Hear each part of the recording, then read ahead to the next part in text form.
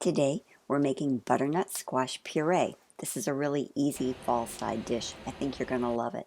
Start with the squash, and we're going to use a really sharp knife to get through this squash because they're kind of tough.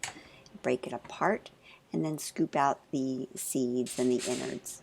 Line a sheet pan with foil and spray it with vegetable spray. Then we're going to roast the squash for about 30 to 35 minutes until it's soft. Then we scoop out the flesh. Now the squash is hot, so you may need to be careful with this. I sometimes hold it with a dish towel. But scoop out all of the flesh into a food processor. Add maple syrup, balsamic vinegar, and some kosher salt. And then we're just going to puree. You may have to scrape down the sides a couple times while you're doing this, just to get it all incorporated. But after a few minutes, look at this, a gorgeous silky puree.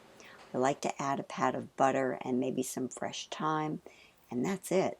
It's a beautiful fall side dish. Enjoy.